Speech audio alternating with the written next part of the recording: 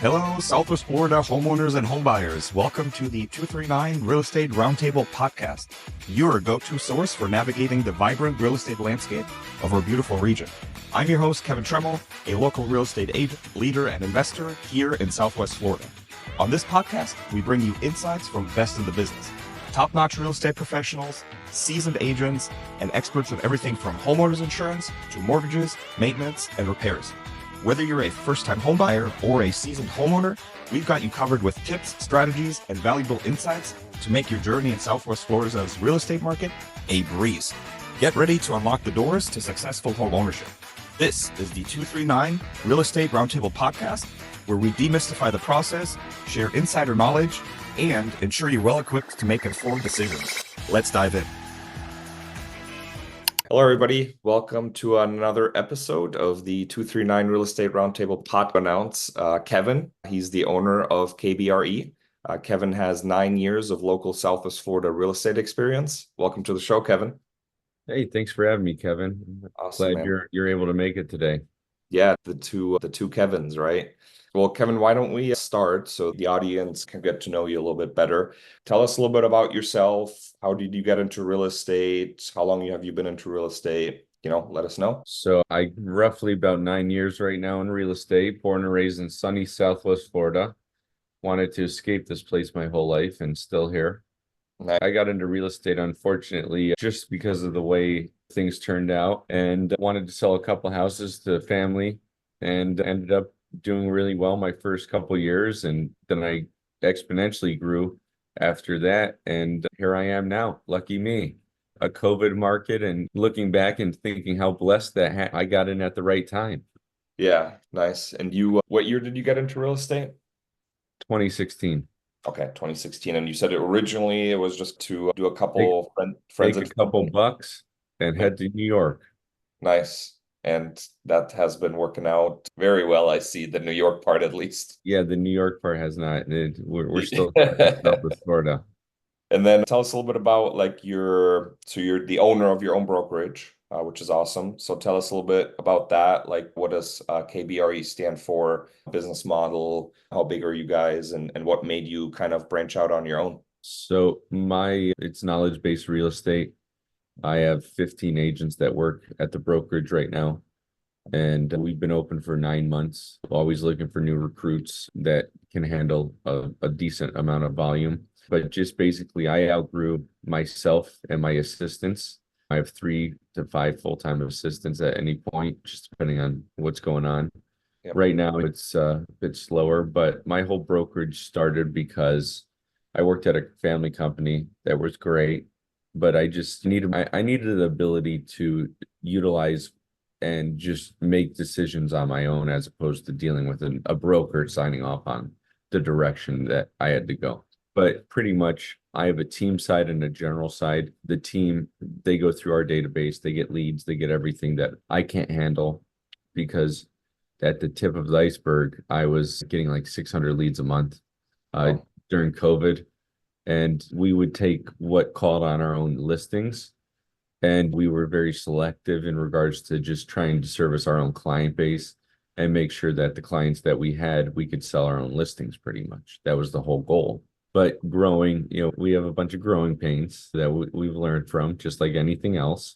Yeah. And we're just a family company, but I have systems in place for everyone. It's a turnkey solution to get rolling quickly.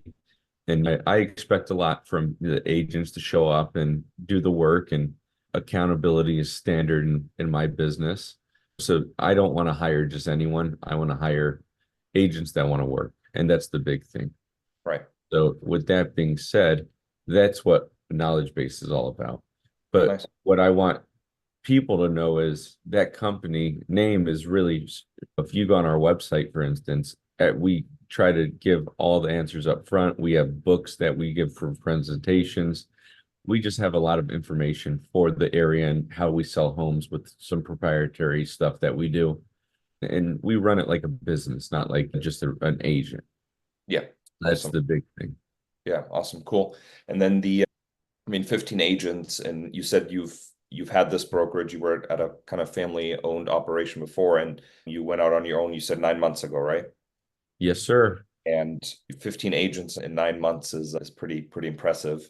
Were these all kind of people you knew before and you said, hey, come join me, this is the business model, these are the terms, I think you'll like it? Or were these kind of like new recruits you went out and recruited, or like how did you get 15 agents? Because I know a lot of people that have teams and are trying to grow teams, and the number one pain I hear from them is just like you said, right, finding the right people that want to work. So I'm sure they would love to hear how you got 15 successful agents in 9 months, because I know that's a struggle for a lot of people. So when I started, my business was so big that I had to have salaried assistants for the most part.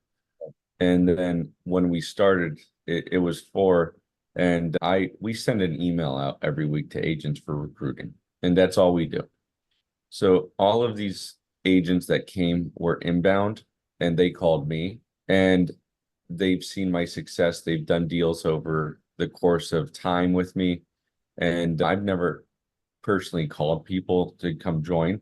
And the people I have not joined me, which is not to, it's, let me put this in perspective. When I first started and I tried to get my friends and people I knew to use me, oh yeah, we will. And then they would buy with someone else. Right. It's the same thing. And I got so good at doing listing presentations and selling listings that since it's slowing down now, I can take my listing presentation and put it to an agent presentation and take that and say, I'll just hire agents now when it's really slow instead of this. So we're working on hiring about 5 more right now, because I don't want to hire too many at one time and grow a brokerage so big. I don't really think that's what I don't want to be. My main business is making money to keep everyone happy and to keep the leads coming in. Right. But it's really nice to be recognized for people that were in acquaintance or did a deal and had a good experience with you. Yeah. And said, hey, we saw what you did. We want to learn. We want to come with you and go. Nice. The big thing is you got to be fair to everyone. And that's something that you're never at some of these bigger box offices. Yeah. You don't get a fair compensation plan for what you do and how you do. Most of the big offices, they say, yeah, come work for us. It's going to be $69 a month for the tech package. It's going to be this and this. Right. Oh, and by the way, we have a split. I remember I interviewed at 2 places when I first started, Coldwell Banker and Realty World, where I ended up. And Coldwell Banker said, yes, we would love to have you in those 2 sales that you have. Your commission split will be 50-50. I'm like, that sounds terrible. Have a nice day. Yeah. Right. Okay. And then on top of it, you go in and you have to pay a referral fee to the trainer that they give you, and then everything like that. So I had a great time. My first, it's not the brokerage that fixes it. It's the agent has to fix their issues. But without leads, that's the biggest thing, that they don't have systems in place that have been tried, true, and ready to get down to business. And unless you come from a new construction background where you can take all the people you've worked with there that probably will be selling, unless you have a huge sphere of influence. And even me, when I first started, it was I was sitting on the edge of my seat waiting for the next deal. I would sit in the office, I would sit open houses, but it's a business that takes time, unfortunately, and nothing's immediate. So you got to have that, I would say right now, probably a year safety net for anyone that wanted to get into it. And I want to make people that want to work successful, because that will help me later on. And then it still helps our whole brokerage, because we're going to be able to service more people at that point. Right. Yeah, that's good. And would you say, and you don't have to obviously share specifics if you don't want to, but would you say that's part of your success with recruiting so many good agents? Is it like the fair compensation? Like not, hey, 50-50, and then you're paying a split to your trainer and like all this. Would you say that's kind of part of it? Like that you offer a very fair and more than competitive compensation package? Do you think that's part of the secret sauce? I don't think compensation has anything to do with it other than people that want to learn have called because they've seen me go from a brand new agent to selling 100 million a year. Right. And there's not many people that they get into the business and they go from my first year I sold 5.1, then my second year 5.4, then my third year 10 million, then fourth year 18, fifth Right. year like 28, sixth year 38 or no 44, seventh year 78 million, and then last year or whatever it was, but last year was like just shy of 100 million, Right. Right. which is on market transactions. Yeah. So it's just the big thing with a lot of brokers in the nation, a lot of brokers haven't done a bunch of sales. They're managing, they don't really do anything. And I think that's what sets us apart is that I'm still actively out there making sure that I know what's going on in the market. And the only way to know what's going on in the market is not to read those graphs. It's to trek people through houses and go into people's houses and explain to people what the market's doing. Right. Because unless you have my fingers on the pulse every single day with the whole area, figuring out what prices needs to sell. And that's why right now in this current market, people want more experienced agents, especially with all the lawsuits, and the lawsuits not even done and everyone's panicking and sellers think that, oh, we don't have to pay anyone now until they have to drop their pants on their house prices. Yeah. And they get a guaranteed offer from someone that is much less than what the open market would do. But that I think it's being fair and knowledge of how to be successful in this business Yeah. are the two things. Nice.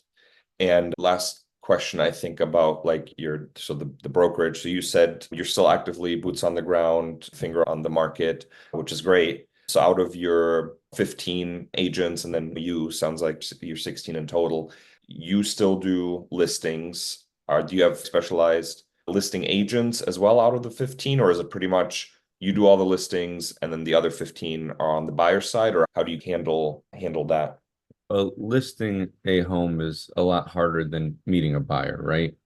Because you have to now sell yourself after they're interviewing 10 million agents. Right. But the big thing here is I'm the main listing agent just because the marketing exposure that we spend per month. And then all the agents will assist me with the listings. Typically, agents can handle about 10 listings at a time. Yep. I have 3 full-time assistants that manage all the files.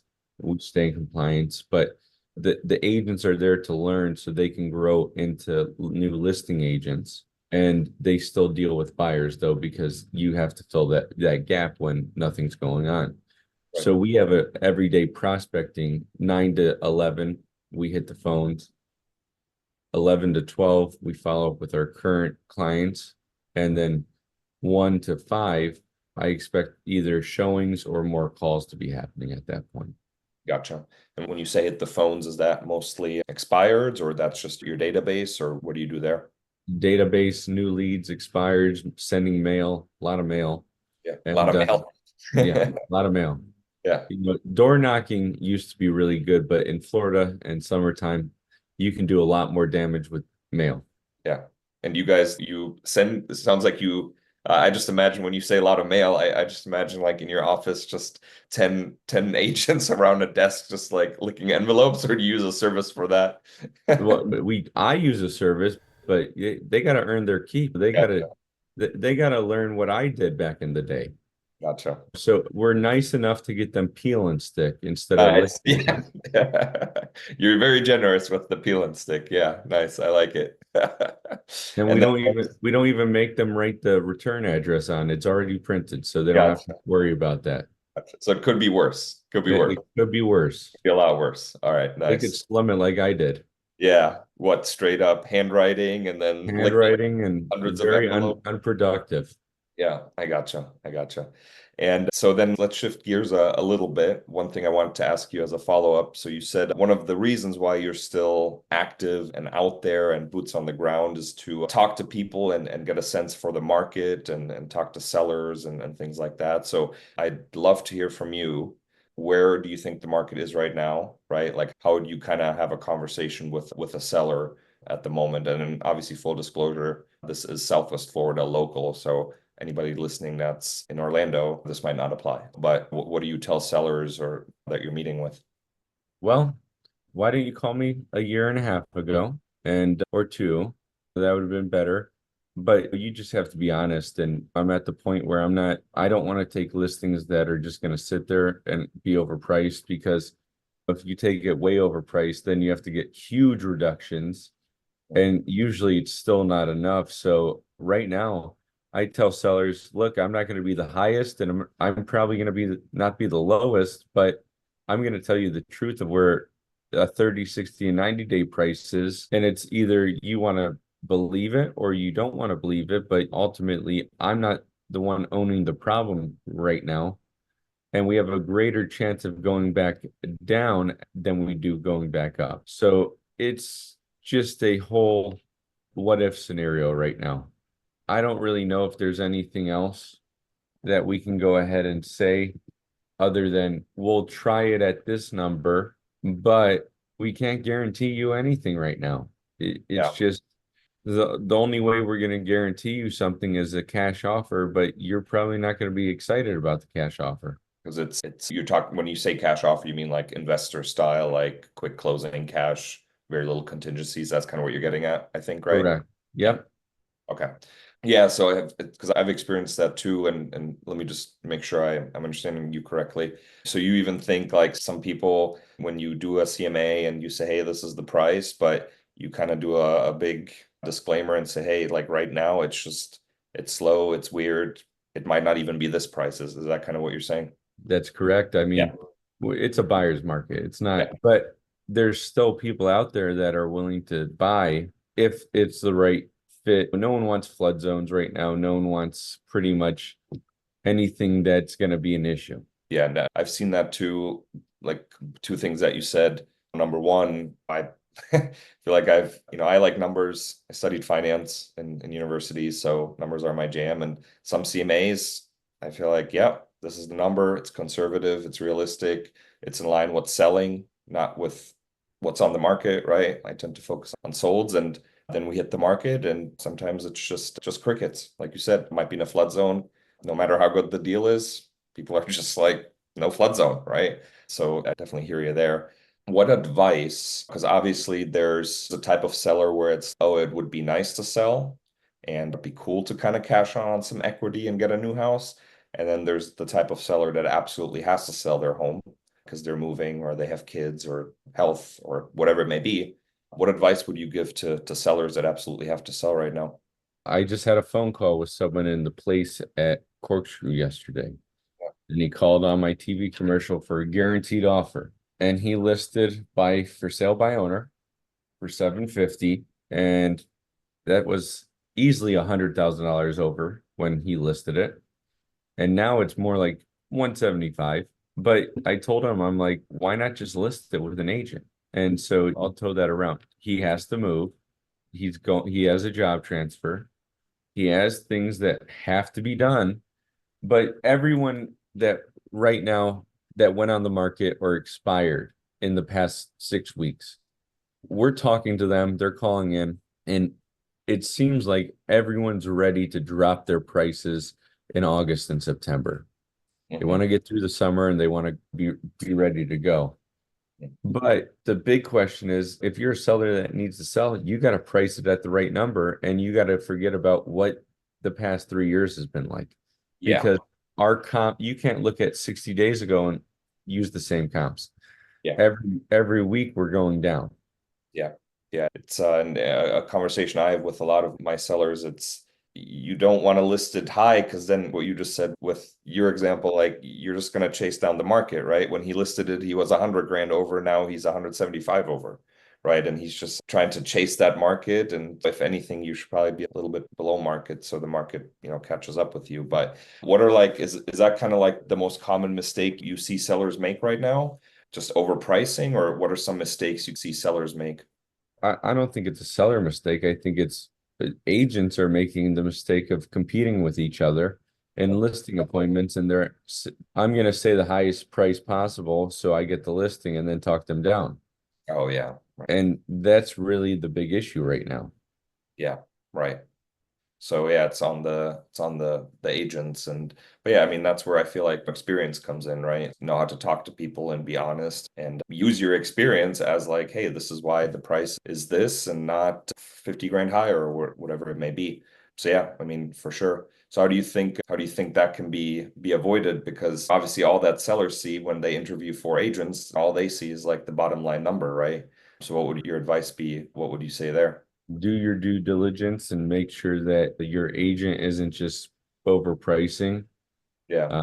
And don't listen to someone that's telling you the highest number. Yeah. Listen to someone that's going to give you a realistic number as opposed to just trying to buy your business and then talk you down. 100%.